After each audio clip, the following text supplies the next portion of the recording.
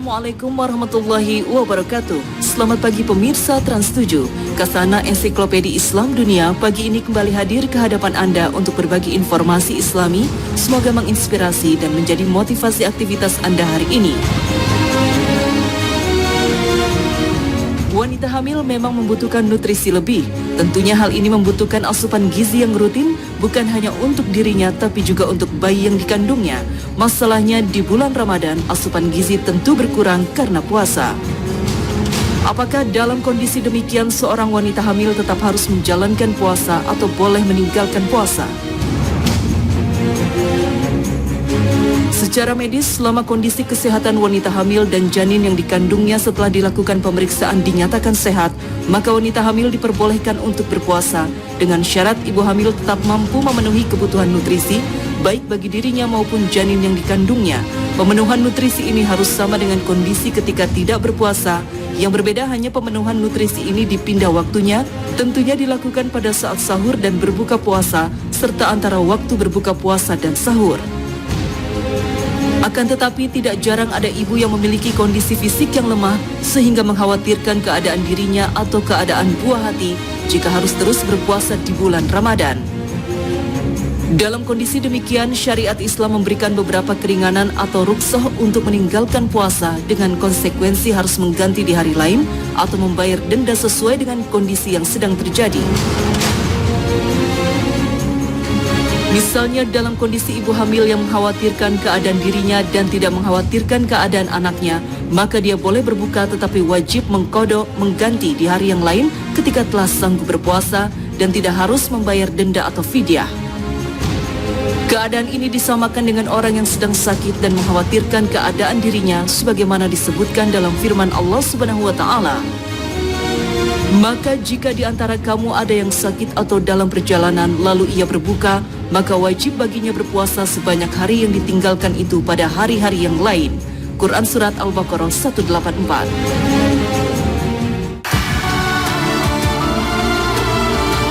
Terkait dengan masalah ini, Ibnu Qudamah rahimahullah mengatakan, kami tidak mengetahui ada perselisihan di antara ahli ilmu dalam masalah ini karena keduanya seperti orang sakit yang mengkhawatirkan kesehatan dirinya.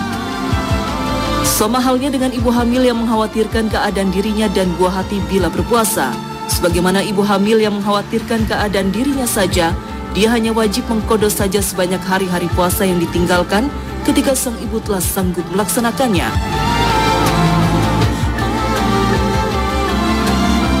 Imam Nawawi rahimahullah mengatakan, para sahabat kami ulama mazhab Syafi'i mengatakan, ibu hamil dan menyusui, apabila keduanya khawatir dengan puasanya dapat membahayakan dirinya, maka dia boleh berpuasa dan mengqadha atau mengganti puasanya di hari lain.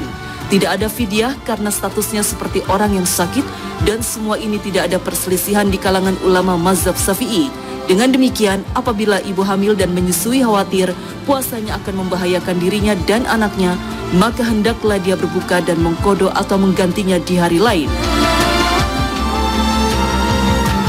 Berbeda dengan ibu hamil yang sebenarnya mampu berpuasa namun mengkhawatirkan keadaan si buah hati.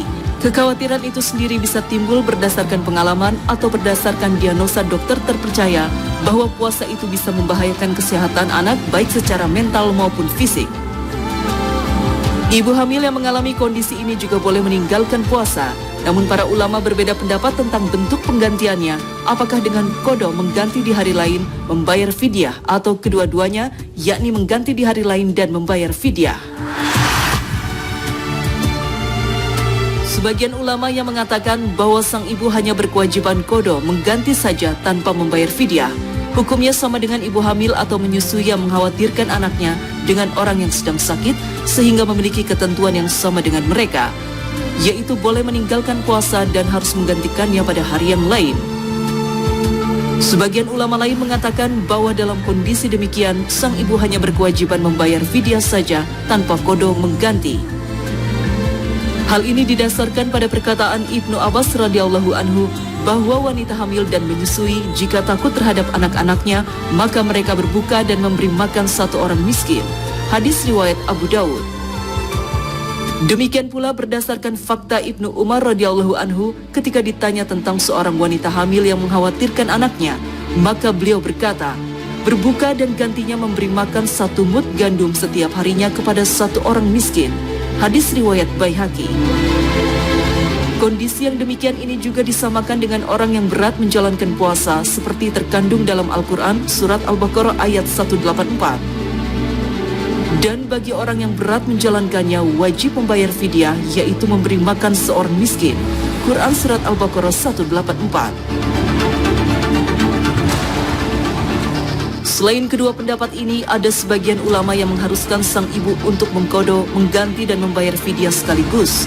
Hal ini berdasarkan pada ketentuan yang menyatakan bahwa dalam syariat tidak ada dalil yang menggugurkan qadha, mengganti bagi orang yang mampu mengerjakannya, dan dalam waktu yang sama, mereka menganggap ibu hamil yang mengkhawatirkan keadaan anaknya jika berpuasa, termasuk dalam kandungan umum surah Al-Baqarah ayat 184.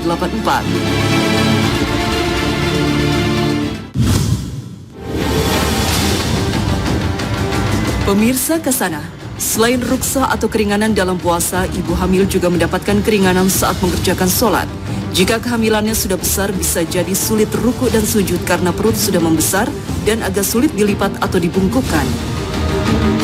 Dalam hal ini, ibu hamil dianggap seperti sedang sakit, sehingga bagi ibu hamil dalam kondisi demikian, jika mengerjakan sholat berlaku seperti ketentuan yang berlaku bagi orang sakit, yaitu dengan cara menjalankan segenap syarat dan rukunnya sesuai dengan kemampuan. Allah Subhanahu wa Ta'ala berfirman, "Bertakwalah kepada Allah sesuai kemampuan kalian." Quran surat At-Taghabun 16. Allah tidak membebani seseorang kecuali sesuai kemampuannya. Quran surat Al-Baqarah 286. Nabi sallallahu alaihi wasallam juga bersabda, "Apabila kalian diperintahkan untuk melakukan suatu amalan, maka tunaikanlah semampu kalian." Hadis riwayat Bukhari dan Muslim. Imran bin Husain radhiyallahu anhu pernah bertutur, "Aku pernah mengidap wasir, kemudian aku bertanya kepada Nabi sallallahu alaihi wasallam tentang cara salat, maka beliau bersabda, 'Salatlah dengan berdiri, apabila engkau tidak mampu maka kerjakanlah dengan duduk, dan apabila engkau tidak mampu juga, maka kerjakanlah dengan berbaring miring.'" Hadis riwayat Bukhari. Dengan demikian, apabila ibu hamil mampu sholat dalam posisi berdiri, maka harus sholat dengan berdiri. Namun apabila merasa berat untuk berdiri, maka boleh sholat dengan duduk. Duduk itu sendiri boleh di kursi atau di lantai, tergantung kemampuan dan yang dirasa memudahkan. Hanya saja seperti disarankan oleh kontemporer, lebih baik duduk di lantai. Karena sunnah duduk bersila ketika sholat sambil duduk, hal yang tentu saja sulit dilakukan apabila ibu hamil duduk di kursi. Akan tetapi posisi bersila ini hukumnya tidak wajib, sebaliknya seseorang boleh duduk dengan cara yang ia inginkan, karena Nabi Sallallahu Alaihi Wasallam bersabda, "Apabila engkau tidak bisa dengan duduk," tanpa merinci tata cara duduknya. Terlepas dari itu, jadikanlah posisi sujud lebih rendah atau lebih condong dibanding ruku. Atau kalau ibu hamil mampu sholat dengan berdiri, namun sulit sujud dan ruku, maka harus sholat berdiri, sedang ketika ruku boleh dengan menyondongkan badan ke depan. Sedangkan sujudnya dilakukan dalam posisi duduk dengan menyondongkan badan, tidak perlu sampai meletakkan dahi di lantai. Hal ini ditegaskan ulama kontemporer lainnya yang mengatakan, barang siapa mampu berdiri namun berat ketika ruku dan sujud, maka kewajiban berdiri ini belum gugur. Ia tetap harus sholat dalam keadaan berdiri dan ruku dengan menyondongkan badan ke depan. Kemudian sujud dalam posisi duduk bersila dengan menyondongkan badannya ke depan.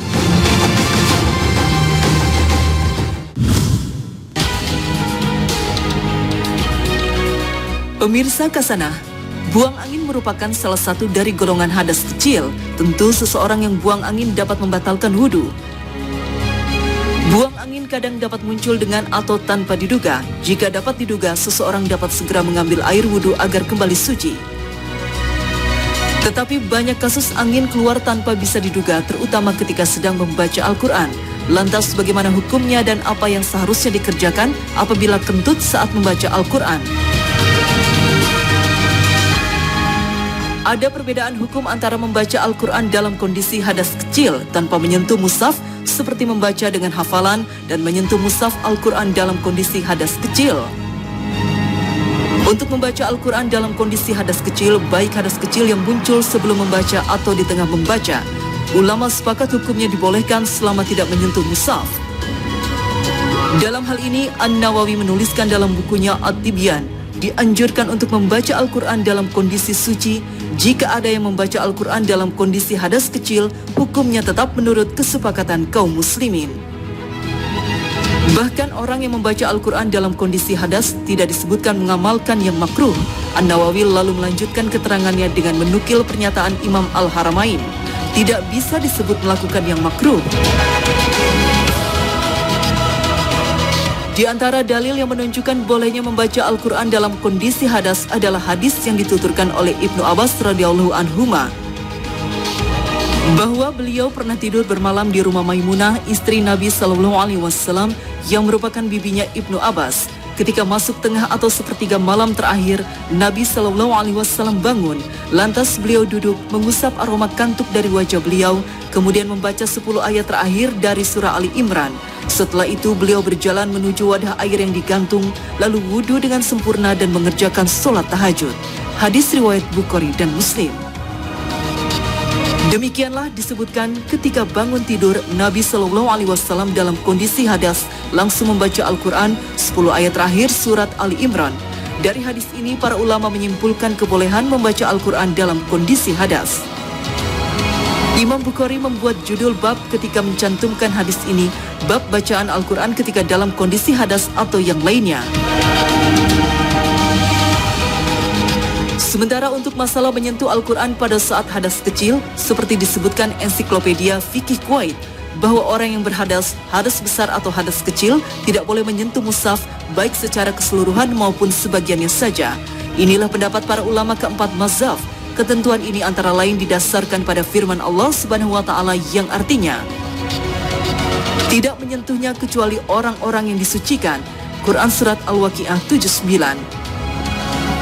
Juga sabda Nabi SAW, jangan menyentuh Al-Quran kecuali engkau dalam keadaan suci. Hadis riwayat Hakim. Sedang yang dimaksud dengan menyentuh mushaf, menurut mayoritas ulama, adalah menyentuhnya dengan bagian dalam telapak tangan atau bagian tubuh yang lain.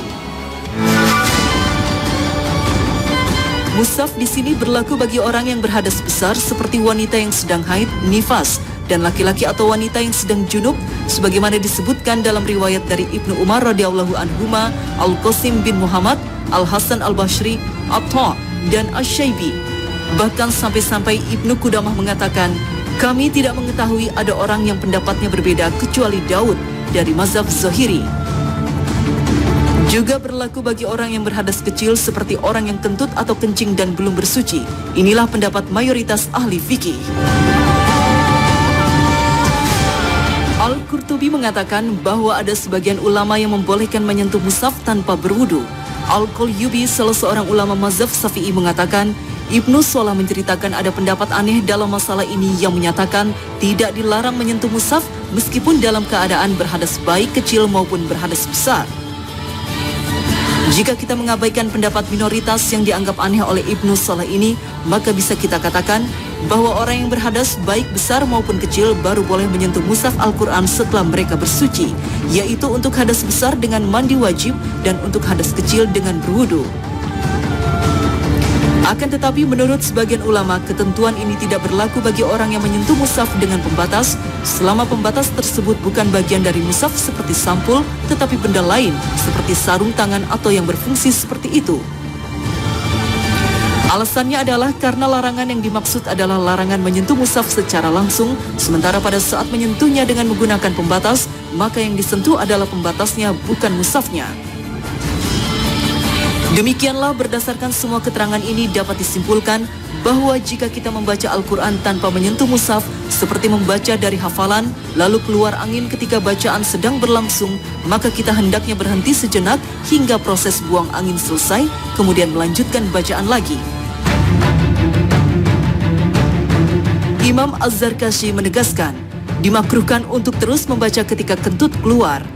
Sedang bila kita membaca Al-Quran dari mushaf, maka begitu ada angin keluar, hendaknya kita berhenti membaca hingga proses buang angin selesai, lalu meletakkan Al-Quran di tempat yang aman, kemudian melanjutkan bacaan tanpa menyentuh mushaf, atau menyentuh setelah menggunakan pembatas seperti sarung tangan atau yang lain, atau lebih baik lagi mengambil wudhu dulu, kemudian melanjutkan bacaan.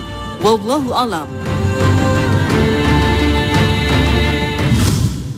Jika orang yang berilmu tidak melaksanakan tugas mengajar dan orang yang kurang ilmu tidak mau mempelajari kadar yang harus diketahui dari ilmu agama, maka mereka berhak dijatuhi hukuman atas keteledoran mereka berdua. Nabi Shallallahu Alaihi Wasallam bersabda, menuntut ilmu adalah suatu kewajiban bagi setiap muslim. Hadis riwayat Ibnu Majah. Kata Muslim dalam hadis ini mencakup laki-laki dan perempuan karena hukum wajib di sini bertumpu pada sifat bersama, yaitu keislaman. Demikianlah menuntut ilmu memang sangat ditekankan dalam Islam, bahkan sebagaimana disebutkan dalam sebuah hadis, orang yang tidak melakukannya bisa dianggap telah melakukan tindak pidana dan layak dijatuhi hukuman. Perhatikanlah betapa besar keistimewaan mencari ilmu. Lebih jauh lagi seperti apa keistimewaan ilmu yang demikian dahsyat ini. Jangan kemana-mana, Kasanah akan kembali sesaat lagi.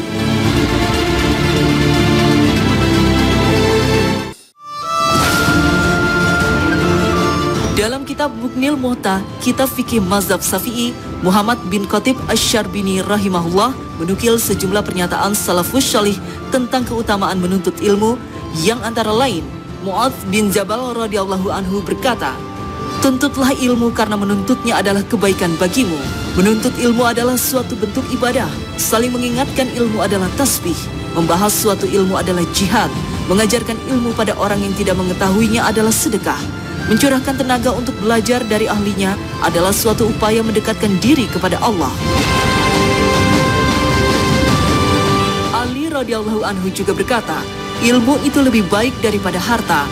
Ilmu akan menjagamu, sedangkan harta mesti kau jaga. Harta akan berkurang ketika dinafkahkan, sedangkan ilmu malah bertambah ketika diinfakkan." Dari Ibnu Umar radhiyallahu anhuma, ia berkata, "Majelis ilmu lebih baik daripada ibadah selama 60 tahun." Imam Syafi'i rahimahullah berkata, "Siapa yang tidak mencintai ilmu, tidak ada kebaikan padanya." Menuntut ilmu itu lebih utama daripada sholat sunnah. Tidak ada amalan setelah hal-hal yang wajib yang lebih utama daripada menuntut ilmu. Setelah menukil semua ini, Asy-Syarbini lalu berkata, "Ketahuilah bahwa keutamaan mempelajari ilmu Islam yang kami sebutkan itu berlaku bagi orang yang menuntutnya dengan tulus ikhlas, hanya mengharapkan ridha Allah Subhanahu wa Ta'ala, bukan untuk mendapatkan tujuan duniawi seperti harta, kekuasaan, kedudukan, keistimewaan, kesohoran atau semacam itu. Tujuan dunia semacam ini sungguh tercela." Allah Subhanahu wa Ta'ala berfirman, "Barang siapa yang menghendaki keuntungan di akhirat, akan kami tambah keuntungan itu baginya, dan barang siapa yang menghendaki keuntungan di dunia, kami berikan kepadanya sebagian dari keuntungan dunia, dan tidak ada baginya suatu bagian pun di akhirat." Quran Surat Asy-Syura 20. Nabi Shallallahu Alaihi Wasallam juga bersabda, "Barang siapa yang mempelajari ilmu yang seharusnya ia niatkan untuk mengharap ridha Allah Subhanahu wa Ta'ala, namun ia malah meniatkannya untuk menggapai dunia, maka di hari kiamat ia tidak akan mencium bau surga."